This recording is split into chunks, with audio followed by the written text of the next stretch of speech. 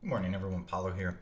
I just wanted to make a quick little video about this article here from MenOfOrder. So I enjoy red pill content from time to time, but when I saw this article, I really rolled my eyes. I was like, "What in the world? MenOfOrder is writing about big tech alternatives. What do they know about technology?" Like, but then I read the article, and it's actually pretty decent. And they do the obvious things, right? So when they talk about operating systems, should you run Windows, should you run Mac? Well, those are both they're monitoring you very heavily. And it's true, and I'm running Windows here. I've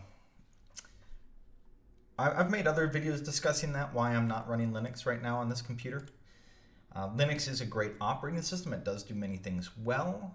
I've had lots of problems getting things to work correctly running Linux, and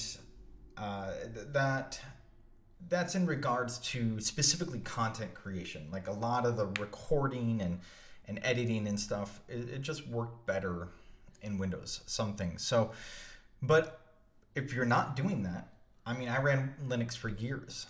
And it wasn't until I got into this making YouTube videos and I started having some serious problems with it. And they even make some pretty good beginner recommendations here. Linux Mint, they recommend if you're on Windows, Elementary OS.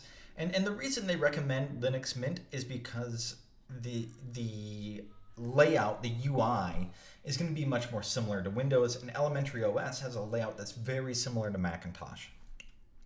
That's why they're making these two recommendations. Then they go into web browsers, and so then they talk about Chrome dominating the internet usage, the internet, and then they have Brave, which is what we're looking at here. This is the Brave web browser that I'm running, and it is Chromium. Chromium is the open source parts of the Chrome web browser. There's still lots of garbage in there, and Brave does rip a lot of that out, like for stuff that's tracking you and whatnot and sending information back. And LibreWolf is the same. It's a fork of Firefox, and so it rips out a lot of the garbage and bloat of Firefox. Both are fine. I'm particularly myself, I'm not very happy with the state of web browsers right now. I'd really like a completely new technology to come in and disrupt the market and change things. But for now, we have Chrome and we have Firefox, and then we have the browsers based on them. Brave and LibreWolf are good options. LibreWolf does come with some defaults that I personally don't like, but they allow you to turn stuff back on. It's fine.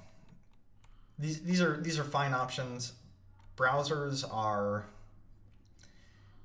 they're a big thing. I kind of wish they would talk more about alternates to search, right? So here they mention that LibreWolf comes with some of these different search engines built in.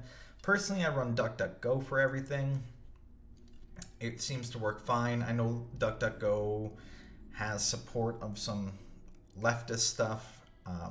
Most tech companies do. It's really hard to find tech that doesn't. It's why I left the tech industry, because they are super leftist. They do like a lot of this Marxist ideology coming out. They're big proponents of it because they think they're going to control the world. Anyways, let's not discuss that. This is about this article. So, video conferencing. So this is a strange one to me. They talk about Zoom, and then they talk about this Jitsi Meet and Brave Talk. Apparently, Brave Talk is built on Jitsi Meet. I don't know. For this one, this is a little bit strange. Like I said, I'd much rather see discussion of search engines. Like, I'd much rather learn about Cirex and Quant and have those compared to DuckDuckGo.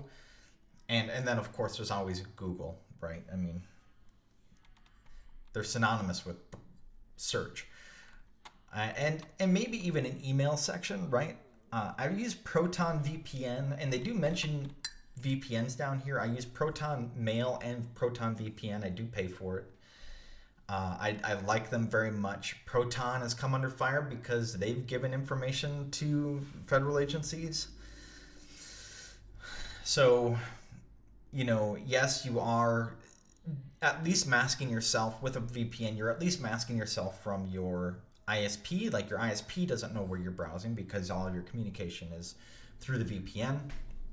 In fact, I can't show you, but one thing I really like about Proton VPN is their kill switch, where all internet communication is cut off the moment the VPN is disconnected.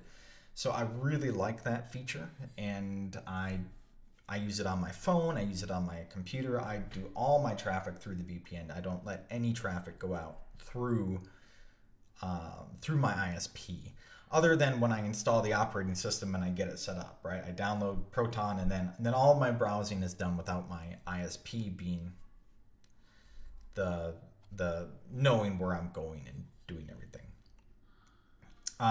So all in all, this is a pretty interesting article. They did a pretty good job, and I just want to say, keep up the good work. It's a surprisingly decent article. Anyways, if you like, please like, comment, subscribe below. Let me know what you think. Let me know how you feel. Let me know what you'd like to see, and I'll chat with you all later.